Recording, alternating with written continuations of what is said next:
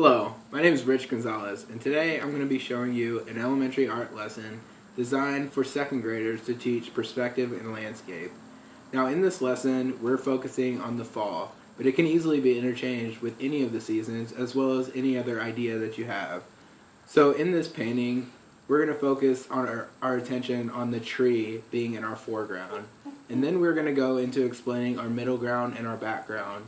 Now when we explain each of these areas of our painting, we're going to put an object in it to clearly define the foreground, middle ground, and background within our painting.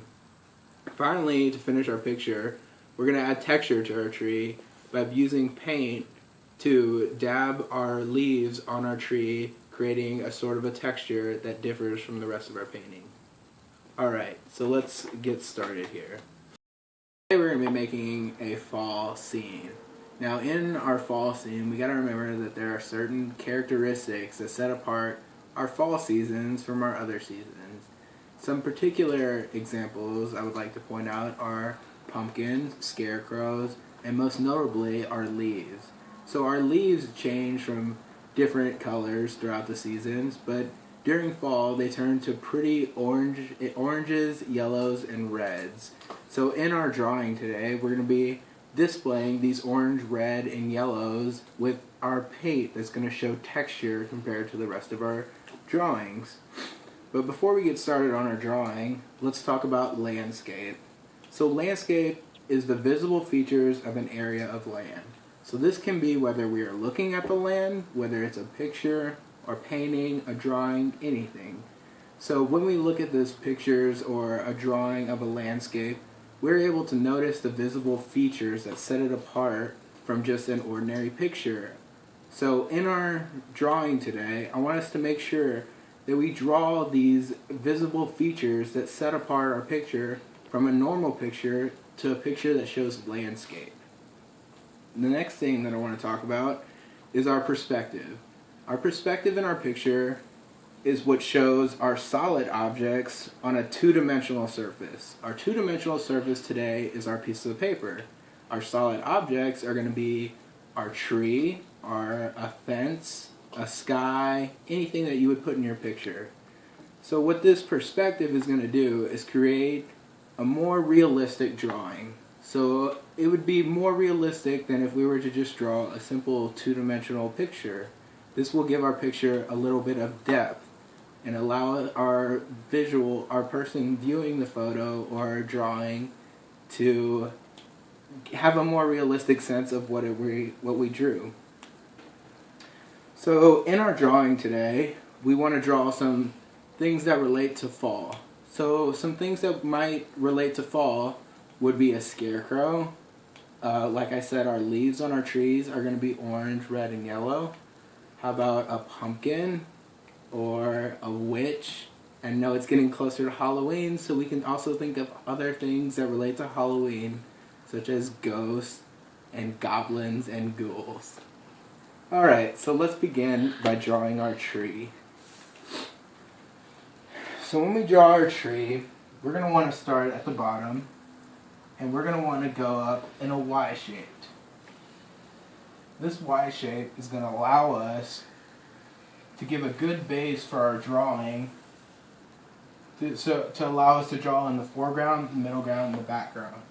So as I started in my Y shaped here, I'm going to bring it down to add more branches to it. So if you notice as I'm drawing, it's almost like I'm drawing a bunch of little Y-shaped trees within my big Y-shaped tree. Alright, so there's my tree. So after I drew my tree, I can now see a little bit more of how my tree has become my centerpiece in my drawing here. So since it's in our center and it's the biggest thing in our picture, it's going to be in our foreground.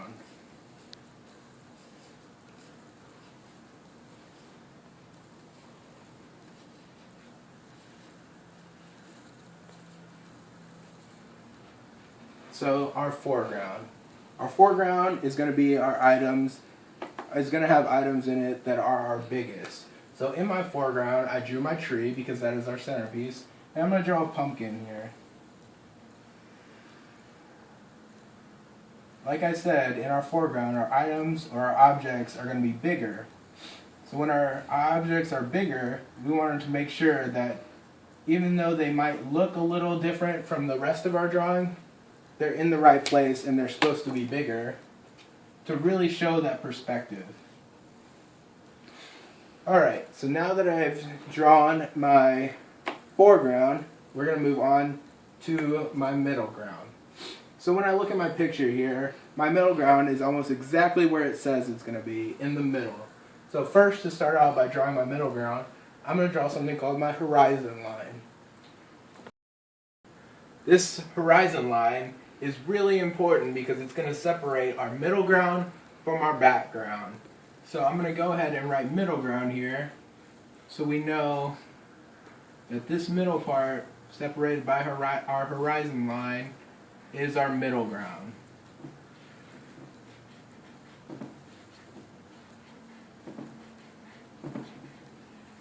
So in my middle ground, I'm going to go ahead and draw a bird bath.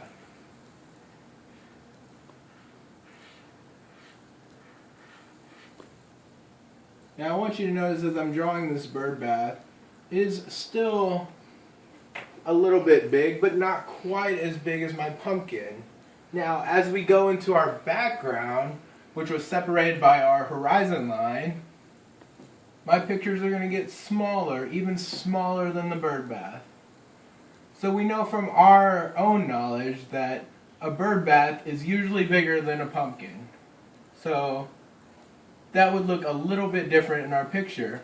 But since we're putting perspective in our picture, our pumpkin is going to be bigger than our bird bath. And as we move to our background here, what I'm going to draw there is a person waving, sitting on or standing on the horizon line here. So now this gets really interesting because look how tiny my person is. We know that a pumpkin is not bigger than a person, but since our picture has perspective, we're able to see our pumpkin really close up, our bird bath kind of far away, and our person really far away. So now that I've added some details to mine, there's a lot more that I want you to add to your drawings. So there's tons of things we can add. We could add a scarecrow right here. We could add some fall colors, maybe of like corn or other types of fall scenery that you maybe have noticed either with your family or out and about.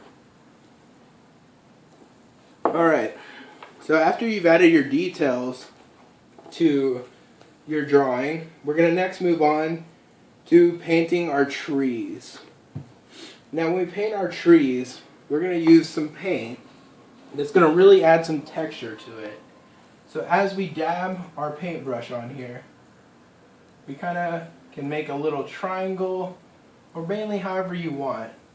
And as we see, it differs from the rest of our painting because it gives it a little more pop. It makes it stand out as compared to my pumpkin, my bird bath, and my person there. So I want us to add our leaves throughout the tree here. And we know a lot about trees and how they all grow these beautiful fall leaves. And the one thing I want to point out about these fall leaves is that they don't look the same. None of the trees that we see look the same.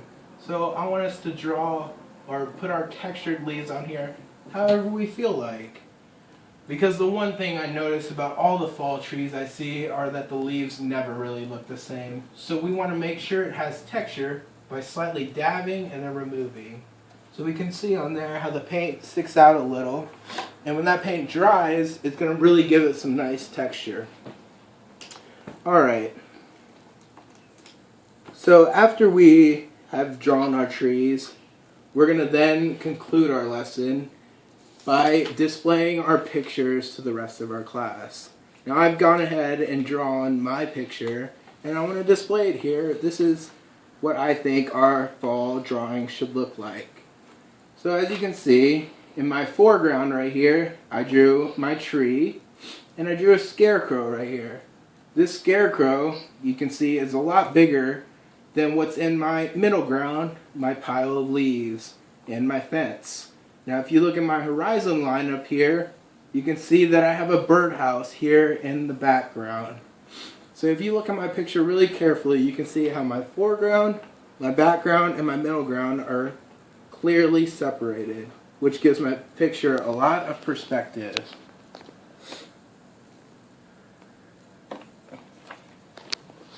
Alright, that concludes our lesson on perspective and landscape, and that's it.